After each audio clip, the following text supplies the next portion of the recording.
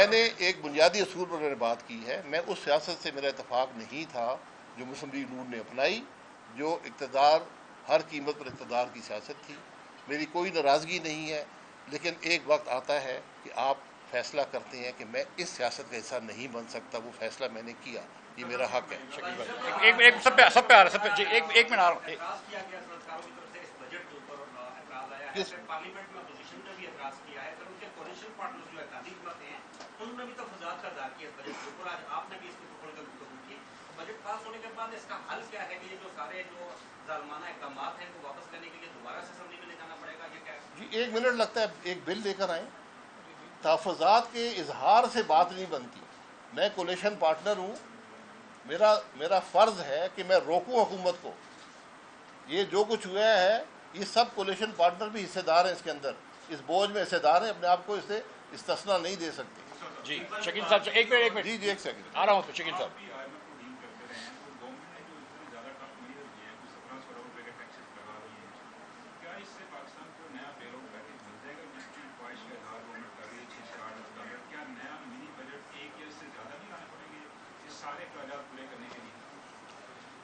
دیکھیے I am F کا agreement تو ہو جائے گا میرے خیال سے اس بجٹ کے بعد. اور جو گیس کی اور بجلی کی قیمتیں بڑھی ہیں جو 2-4 دنوں میں اور اگلے بلوں میں آپ کی آ جائیں گی، 8-10 روپے بجلی کی بل بڑھیں گے، میرے خیال سے 15% گیس کی قیمت بڑھے گی، تو وہ تو ہو جائے گا. لیکن آئی ایم ایف نے آپ سے نہیں کہا تھا کہ آپ 600 ارب روپیہ جو ہے 500-600 ارب روپیہ ایم این اے اور ایم پی ایس کو دیں. آپ آئی ایم ایف کے اوپر یہ نہیں ڈال سکتے کہ پروجیکٹس کریں. آئی ایم ایف نے آپ سے نہیں کہا تھا کہ آپ 24% جاری اخراجات بڑھا دیں، اس کو نکال کے سود کو نکال کے بھی 24% جاری اخراجات بڑھا دیں.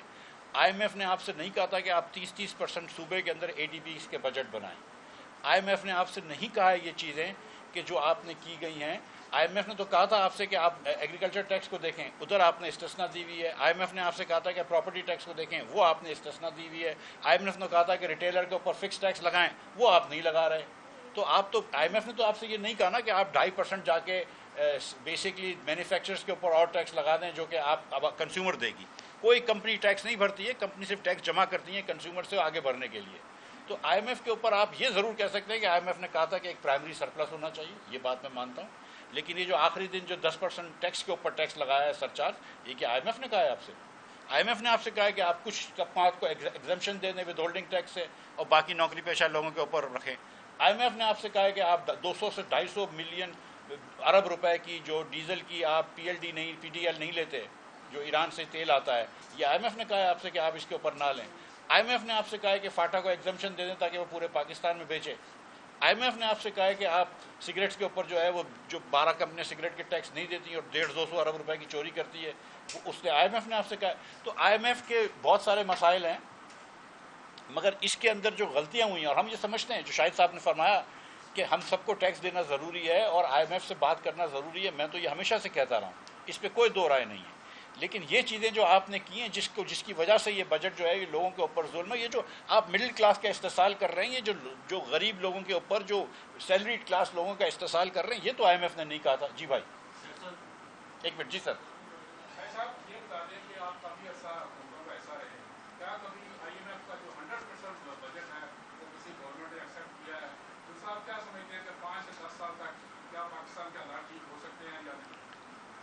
دیکھیے ایک بات بڑی واضح ہے، اس قسم کے بجٹ کے ساتھ کچھ بھی ٹھیک نہیں ہوگا.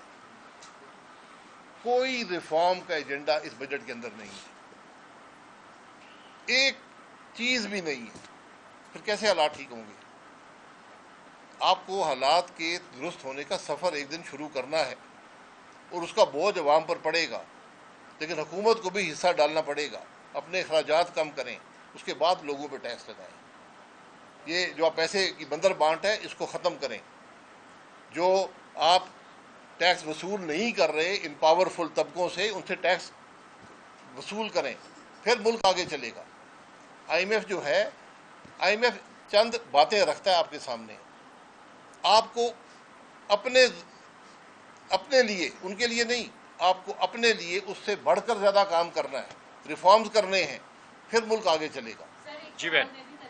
جی سر ایک مزدور کی تنخواہ جو ہے 37,000 روپیہ رکھی گئی ہے، ٹھیک ہے. بجلی کے بل آپ نے 10 سے 15,000 روپیہ، گیس کا بل اب 400% کے بعد بھی 1,000 روپے میں آ رہا ہے. اس کا راشن، اس کے بچوں کی تعلیم، ان کے گھر کے اخراجات. آپ خود بتائیں 37,000 روپے کمانے والا بندہ وہ کس طرح گزارا کرے گا؟ کیا جب یہ بجٹ بنائے جاتے ہیں کیا عام طبقے کی آمدنی کو مد نظر رکھا جاتا ہے؟ اور سیلریڈ پیشہ کی اگر بات کی جائے تو یہاں پر بھی کسی کی بھی 50, 60 یا 1 لاکھ سے کم زیادہ تنخواہ نہیں ہے موسٹلی لوگوں کی. تو اگر وہ آدھی تنخواہ اپنی بجٹ میں دے دیں گے, باقی کے جو راشن ہے وہ کیسے گزارا کریں گے؟ جبکہ وہ ہر چیز پہ ٹیکس دے رہے ہیں, وہ کپڑوں پہ ٹیکس دے رہے ہیں, وہ سبزی پہ ٹیکس دے رہے ہیں, وہ گروسری پہ ٹیکس دے رہے ہیں. ہر جگہ ٹیکس دینے کے باوجود اگر گورنمنٹ ان کی سیلریز میں سے بھی ڈیڈکٹ کر لیتی ہے تو اس کے پاس کیا بچتا ہے؟ اس وقت جو سیلری بیچا طبقہ ہے وہ ذہنی مریض بنا بیٹا آپ کا سوال آ وہ گیا. کس جی طرح اپنا گزارا کرے گا؟ جی سر. یہ آپ کی بات, یہی بات تو ہم کر رہے ہیں کہ آپ اپنے اخراجات کم کریں. آپ وہ 20-25 لاکھ لوگ جو ٹیکس ادا کرتے ہیں ان پہ مزید بوجھ ڈالے جا رہے ہیں, ان کی زندگی مزید آپ نے مشکل کر دی ہے. آپ لوگوں نے جو بات کی اس کا ایک ڈیٹ ہے, وہ آج ٹی وی پہ چلا جائے گا, پھر اخبارات پہ چلا جائے گا. یہ ساری باتیں ہم لوگ بھی کر رہے ہیں. ہماری کوشچن از کہ واٹ از نیکسٹ. بات کرتی دل کا بیان کر دیا, پھر ہم اپنے ساتھ اپنے روٹینز میں واپس چلے جائیں گے. آپ کے پاس کوئی اسٹریٹجی ہے کہ آپ نے مطالبہ تو کر دیا بجٹ کو ری اوپن کر دیں, اس کو ریورس کرنے کی اسٹریٹجی کیا ہے؟ اگر حکومت نہیں کرتی how will you implement? Strategy اب 6 جولائی کو پارٹی کی لانچ ہے اور اس کے تقریباً 3 ہفتے کے اندر ہم انشاءاللہ ویژن اسٹیٹمنٹ آپ کو دیں گے, جس میں ان سب باتوں کا ایک حد تک جواب موجود ہوگا. اور ہم اوپن ہیں. دیکھیں, آپ کو ریفارم کا پروسیس شروع کرنا ہے, اصلاحات کا پروسیس شروع کرنا ہے. آپ نے 1 سال یہ بھی ضائع کر دیا, 22 ضائع کیا, 23 ضائع کیا, 24 بھی ضائع کر دیا. جی جب تک اصلاحات کا پروسیس شروع نہیں ہوگا ملک کی ترقی کا سفر شروع نہیں ہوگا. مسائل کا حل سلسلہ وہاں سے شروع ہوتا ہے.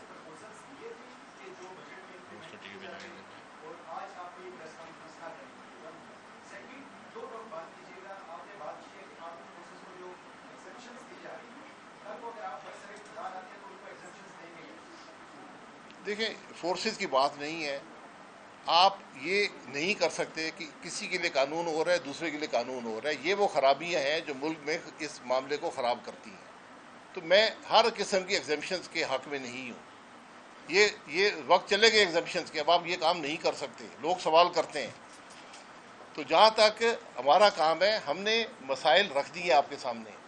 جب بجٹ پاس ہوتا ہے, ہمیں نہیں پتا اسمبلی کیا پاس کرے گی, حکومت کیا لائے گی, اسمبلی کیا پاس کرے گی, یہ تو اس دن پتہ چلتا ہے. ڈبیٹ اسمبلی میں ہوتی نہیں ہے. تو یہ جو ہم بار بات کریں ڈبیٹ کا حصہ ہے. جس حکومت نے یہ بجٹ پاس کر لیا ہے, اگر وہ جو ہم نے تجاویز رکھی ہیں آپ کے سامنے یہ کرنا چاہے, عوام کو کچھ ریلیف دینا چاہے, ملک کو ترقی یا کے راستے پر ڈالنا چاہے, تو یہ بھی 1 دن کا کام ہے. ایک نیا بل لے آئیں, پاس کروا لیں. تھوڑی باتوں کو سمجھیں. اگر ہم غلط کہہ رہے ہیں کہ جی آپ غلط کہہ رہے ہیں. میں یہ کہہ رہا ہوں ڈیزل LPG اسمگل ہو رہا ہے, آپ نہیں روک رہے. 70 روپے فی لیٹر ڈیزل پہ آپ کی جیب سے جا رہا ہے, وہ آپ نہیں روک رہے. سگریٹ پہ سینکڑوں ارب کی اسمگلنگ ہو رہی ہے, آپ نہیں روک رہے. تو یہ کام آپ نہیں کریں گے جب تک آپ سب کو ٹیکس نیٹ میں نہیں لائیں گے. کیسے ملک آگے چلے گا؟ یہ اصلاحات کا پیکج آج سے آپ نے کرنا ہے, یہ کل نہیں ہو سکے گا. آپ نے تیسرا سال بھی ضائع کیا ہے. اس کو آج سے امپلیمنٹ کرنا شروع کر دیں.